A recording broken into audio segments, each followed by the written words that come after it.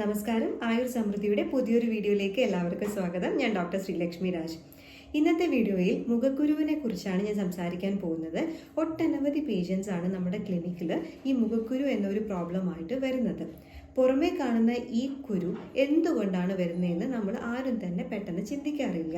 ആദ്യം തന്നെ എക്സ്റ്റേണൽ ആയിട്ടുള്ള applications, face wash, cream, facial ഇതുപോലുള്ള കാര്യങ്ങളായിരിക്കും മിക്കവരും ചെയ്യുന്നത്. പീരിയഡ്സ് ടൈമിലൊക്കെ വരുന്ന കുരുക്കൾക്ക് നിങ്ങൾ അത്രയധികം ഇമ്പോർട്ടൻസ് കൊടുക്കണ്ട. വെറുതെ അതിനെ പോയി തൊടുക, അത് പൊട്ടിക്കുക, അതിനെ വീണ്ടും കോംപ്ലിക്കേഷൻസിലേക്ക് കൊണ്ടുപോവുകയാണ് നിങ്ങൾ ചെയ്യുന്നത്. അതിന് നമ്മൾക്ക് അങ്ങനെ തന്നെ മാറ്റിവെക്കാം. അല്ലാതെ എല്ലാ ദിവസവും നിങ്ങൾ ഫേസ് കഴുകുന്ന സമയത്ത് അല്ലെങ്കിൽ ഫേസ് നോക്കുന്ന സമയത്ത് നിങ്ങൾക്ക് കുരുക്കൾ നല്ല വിസിബിൾ ആയിട്ട് കാണുക, പസ് ഫിൽഡ് ആയിരിക്കാം, പിഗ്മെന്റേഷൻ ഉണ്ട് എന്നൊക്കെയുള്ള ഈ ഒരു പ്രോബ്ലംസ് ആണെങ്കിൽ എന്തുകൊണ്ട് ഇത് വന്നു എന്ന് നിങ്ങൾ എല്ലാവരും ചിന്തിക്കേണ്ടതാണ്. വളരെയധികം ഇമ്പോർട്ടൻ്റ് ആയിട്ടുള്ള കാര്യമാണ് ഞാൻ പറയാൻ പോകുന്നത്. നമ്മുടെ ഗട്ട് ഹെൽത്ത് അഥവാ നമ്മുടെ ദഹനം വളരെ മോശമായിട്ടൊരു അവസ്ഥയിലാണെങ്കിൽ അത് നമ്മുടെ സ്കിൻ ലെവലിലേക്ക് റിഫ്ലക്റ്റ് ചെയ്യും. ചിലപ്പോൾ ഒരു പക്ഷേ ആ ഒരു പേഷ്യൻറ്റിന് കോൺസ്റ്റിപ്പേഷൻ ഉണ്ടായേക്കാം, ആസിഡിറ്റി ഉണ്ടായേക്കാം, ഗ്യാസ്ട്രിക് ഇഷ്യൂസ് ഉണ്ടായേക്കാം, അതുപോലെ പുളിച്ചു തകട്ടൽ എന്നിങ്ങനെ സകലമായ പ്രശ്നങ്ങൾ ഉണ്ടായേക്കാം.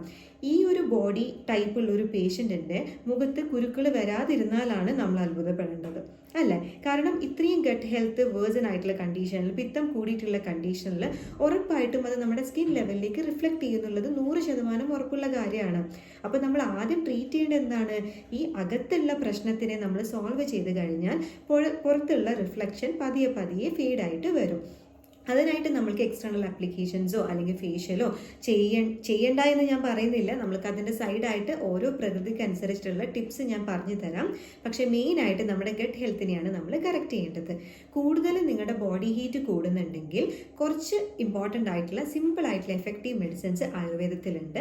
പിത്തം കുറയ്ക്കാനും അതുപോലുള്ള പല ഡയറ്റും ഞാൻ ഓൾറെഡി പല വീഡിയോസിലായിട്ട് പറഞ്ഞിട്ടുണ്ട്. കൂടുതൽ സ്പൈസി ഓയിലി ഐറ്റംസ് നിങ്ങൾ കഴിക്കുന്നുണ്ടെങ്കിൽ അതൊന്ന് കുറയ്ക്കാം. പാലുൽപ്പന്നങ്ങളും കംപ്ലീറ്റ് ആയിട്ട് നിങ്ങളുടെ ഡയറ്റിൽ നിന്ന് മാറ്റേണ്ടതാണ്. കട്ടൻ ചായ, ഗ്രീൻ ടീ അതൊക്കെ നിങ്ങൾക്ക് കുടിക്കാവുന്നതാണ്. എല്ലാം ലിമിറ്റഡ് ക്വാണ്ടിറ്റിയിൽ ആണെന്ന് മാത്രം. അതുപോലെ വെള്ളം ധാരാളം കുടിക്കാം. ഒരു 50 കിലോയുടെ വെയിറ്റ് ഉള്ള ഒരാളാണെങ്കിൽ ഒരു 2-2.5 ലിറ്ററോളം വെള്ളം നിങ്ങൾ തിളപ്പിച്ചാറ്റിയതിന് ശേഷം കുടിക്കുമെന്ന് ഉറപ്പ് വരുത്തുക. കാരണം ഹൈഡ്രേഷൻ ഇസ് വെരി ഇമ്പോർട്ടൻറ്റ്. അതെല്ലാവരും തന്നെ ശ്രദ്ധിക്കേണ്ട കാര്യമാണ്.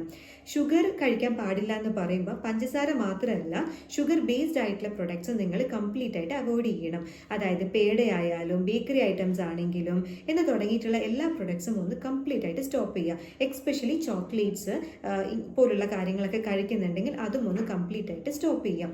ഇനീഷ്യലി കുറച്ച് ബുദ്ധിമുട്ടായിരിക്കും, പക്ഷേ നമ്മുടെ സ്കിൻ ഹെൽത്തിനെ നമ്മൾ പ്രൊട്ടക്ട് ചെയ്യണമെങ്കിൽ നമ്മുടെ ഗട്ട് ഹെൽത്തിനെ ഡാമേജ് ആക്കിയിട്ടുള്ള എല്ലാ കാര്യങ്ങളും, അതായത് എല്ലാ കോഷേറ്റീവ് ഫാക്ടേഴ്സും നമ്മൾ കംപ്ലീറ്റ് ആയിട്ട് സ്റ്റോപ്പ് ചെയ്യണം. അതായത് ലിമിറ്റ് ചെയ്ത് നമുക്ക് സ്റ്റോപ്പ് ചെയ്യാവുന്നതാണ്. വളരെ എഫക്റ്റീവ് ആയിട്ടുള്ള റിസൾട്ടാണ് ഇതിലൂടെ നിങ്ങൾക്ക് ലഭിക്കുന്നത്. കണ്ണിൽ കണ്ട മരുന്ന് കൂടുതൽ വാരി കഴിച്ച് അല്ലെങ്കിൽ പുറമേ പുരട്ടിയത് കൊണ്ട് ഒന്നും നിങ്ങൾക്ക് റിസൾട്ട് കിട്ടണമെന്നില്ല. അതുകൊണ്ട് ഗട്ട് ഹെൽത്ത് കറക്റ്റ് ആക്കാം. എല്ലാ ദിവസവും ഫ്രീ ആയിട്ട് കംപ്ലീറ്റ് ആയിട്ടുള്ള ഒരു വെൽ ഫോംഡ് മോഷൻ നിങ്ങൾക്ക് കിട്ടുന്നെന്ന് ഉറപ്പ് വരുത്താം. അപ്പോൾ ദഹനം കറക്റ്റ് ചെയ്യാനുള്ള പല മെഡിസിൻസും ആയുർവേദത്തിലുണ്ട്.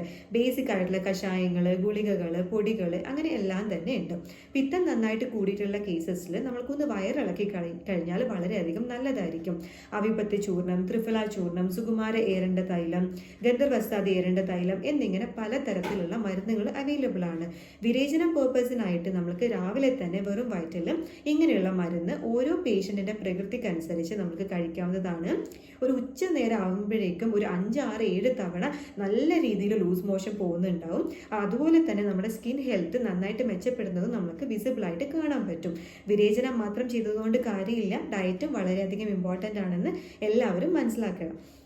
പിന്നെ പറയാനുള്ളത്, നമ്മൾ സ്ട്രെസ് ലെവൽ നല്ല രീതിയിൽ നമ്മളൊന്ന് കൺട്രോൾ ചെയ്യണം. ഓവർ സ്ട്രെസ് ആയി കഴിഞ്ഞാൽ കുരുക്കൾ മാത്രമല്ല പലതരത്തിലുള്ള പ്രശ്നങ്ങളും നമ്മുടെ ബോഡിയിൽ റിഫ്ലക്റ്റ് ആവും. നമ്മൾക്ക് ഉറക്കക്കുറവുണ്ടാവുന്നു, പീരിയഡ്സ് റിലേറ്റഡ് ഇഷ്യൂസ് ഉണ്ടാവാം, അങ്ങനെ പലതരത്തിലുള്ള പ്രശ്നങ്ങളും ക്രിയേറ്റ് ചെയ്യപ്പെടാം. അപ്പോൾ ഈ കാര്യങ്ങളും കൂടി നിങ്ങളൊന്ന് ശ്രദ്ധിക്കാം.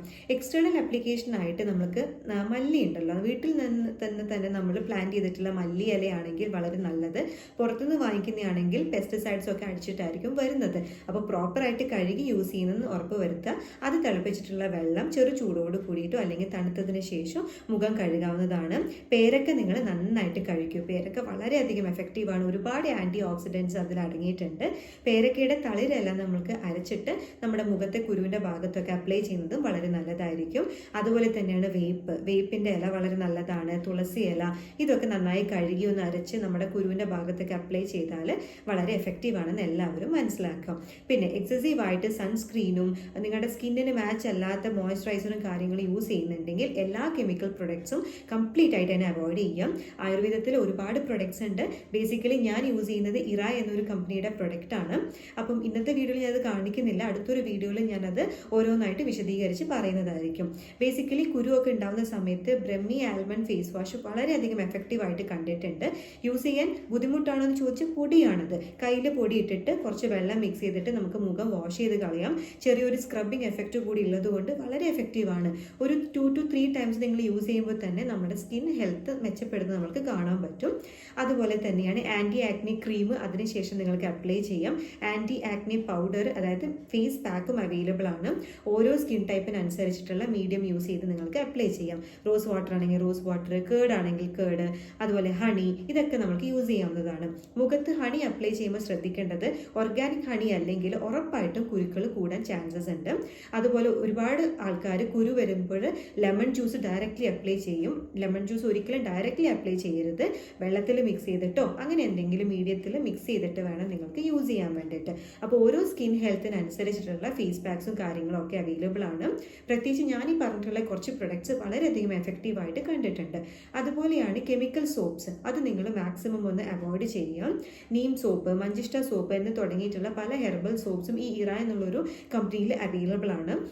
ഇതൊരു പ്രൊമോഷൻ്റെ ഭാഗമായിട്ട് ഒന്നുമല്ല. ഞാൻ ബേസിക്കലി യൂസ് ചെയ്തിട്ട് എനിക്ക് സെൽഫായിട്ട് റിസൾട്ട് കണ്ടിട്ടുള്ള പ്രൊഡക്ട്സ് ആണ് ഞാനിത് പറയുന്നത് ഈ ഒരു വീഡിയോയിൽ. അടുത്തൊരു വീഡിയോയിൽ ഞാൻ ഡെഫിനറ്റ്ലി ഈ ഒരു സ്കിൻ കെയറിന് വേണ്ടിയിട്ടുള്ള പ്രൊഡക്ട്സ് ഞാൻ നിങ്ങൾക്ക് വിശദീകരിച്ച് പറഞ്ഞു തരുന്നതായിരിക്കും. സോ ഇനി എന്തെങ്കിലും ഡൗട്ട് നിങ്ങൾക്ക് തോന്നിയിട്ടുണ്ടെങ്കിൽ കമൻറ്റ് ബോക്സിൽ നിങ്ങൾക്ക് കൊടുക്കാവുന്നതാണ്. സോ അടുത്തൊരു ദിവസം കാണുന്നത് വരെ നന്ദി, നമസ്കാരം.